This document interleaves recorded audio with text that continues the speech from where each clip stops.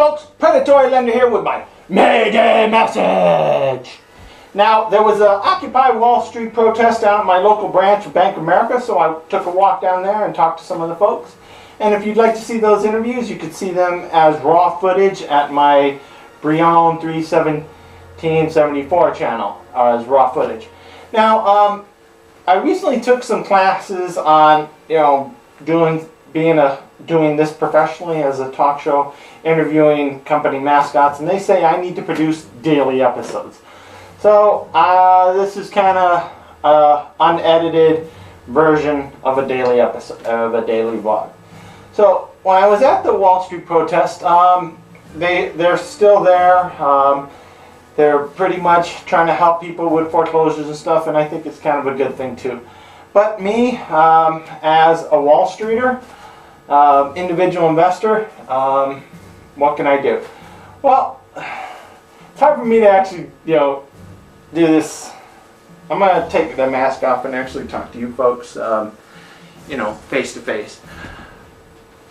For those of you who don't know, I'm a CBO, options trader, individual investor. I work from home, and I'm fairly decent sized. Today I was trading Dow 30 options, or the DIA, and I was the only person trading January options today. So I'm fairly reasonable size for an individual investor.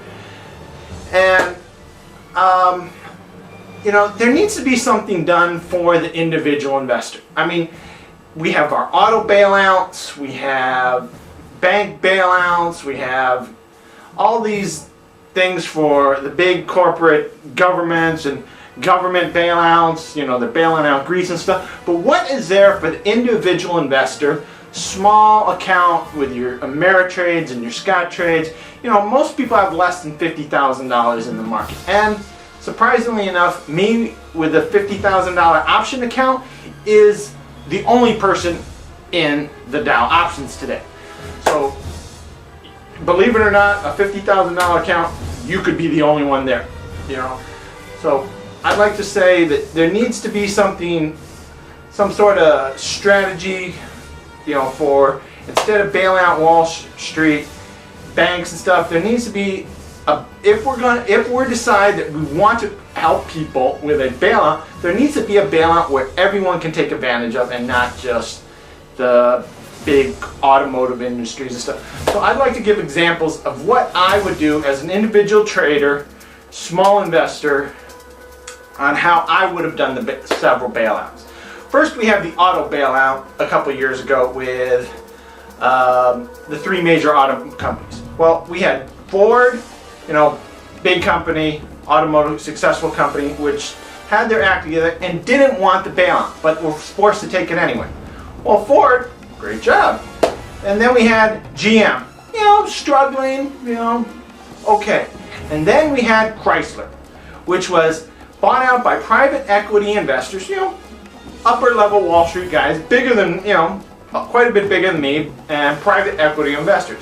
Well, Chrysler was a major automotive company that wasn't publicly traded. So since it had no common stock that the everyday mom and pop investor with their Ameritrades, Scottrades, whatever type of small online accounts could invest in, I personally would have let that company, Chrysler, fail and let Ford and GM buy them out.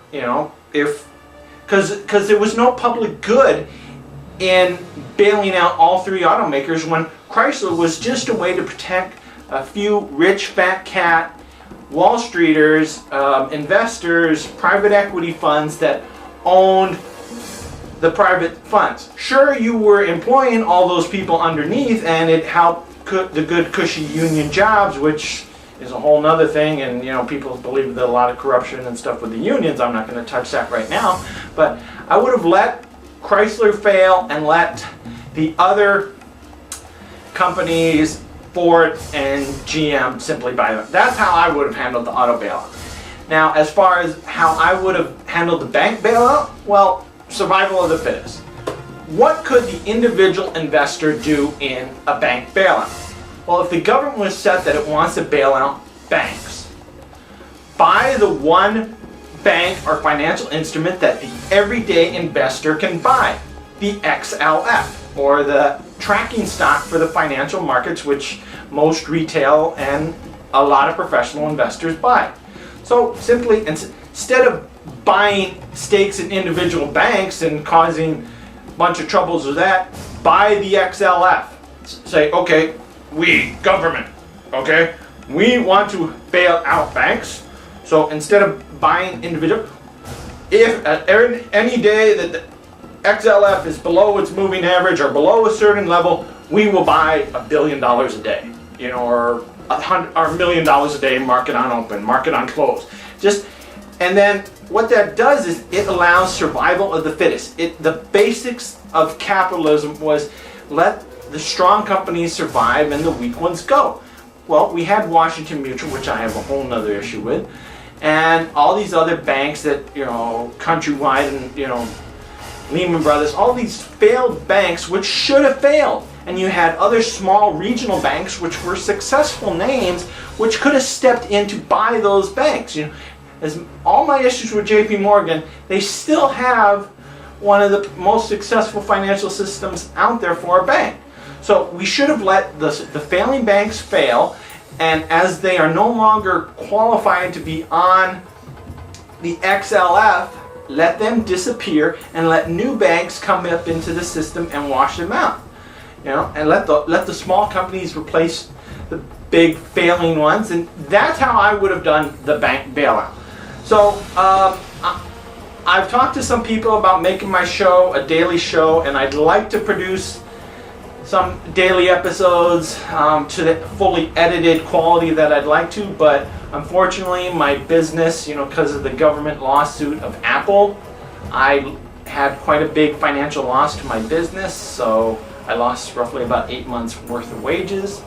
So it's going to be tough for me to do fully edited episodes to the quality I would like on my Predatory Lender channel.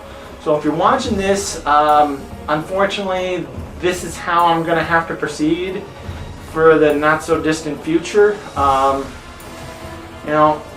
I'd like to say, one last thing. When the stock market opened today, who rang the bell?